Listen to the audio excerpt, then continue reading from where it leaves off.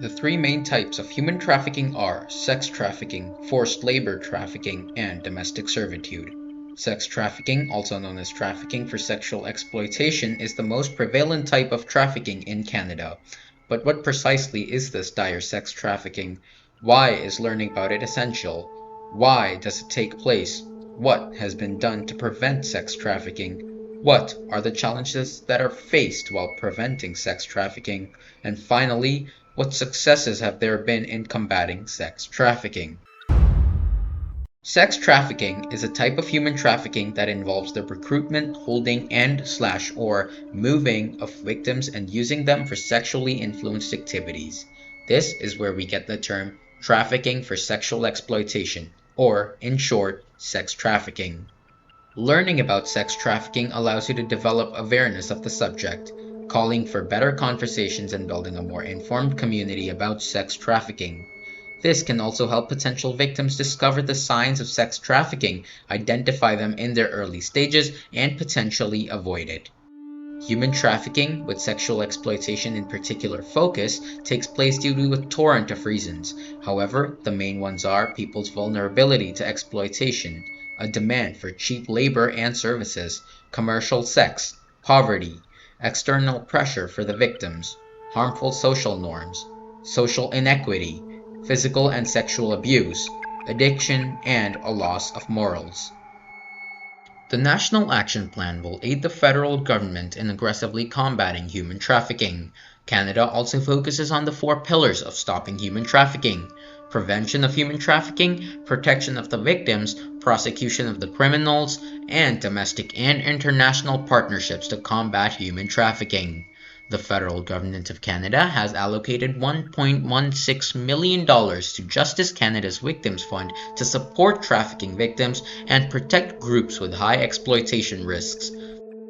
Under the national strategy, the Department of Women and Gender Equality Canada has also implemented nearly 14 million Canadian dollars into initiative projects combating sex/human trafficking.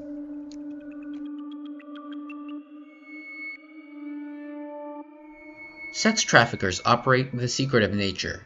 Moreover, the fear they instill in victims and witnesses renders many mute. The challenges also arise from an inability to identify victims.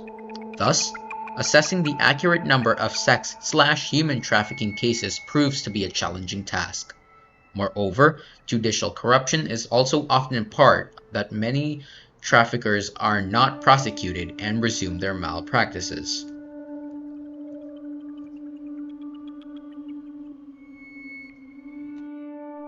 For 2021, police reported investigating 552 incidents that led to charging 251 individuals with human trafficking crimes.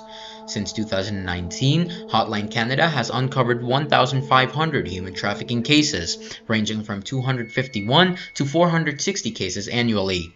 Of these, more than half, or to be specific, 1,029 cases were of sex trafficking. Amongst these, approximately two-thirds of all sex trafficking cases occur in Ontario. With this knowledge, the police have deduced that the average gender for sexual exploitation victims is female, with the average age being 13.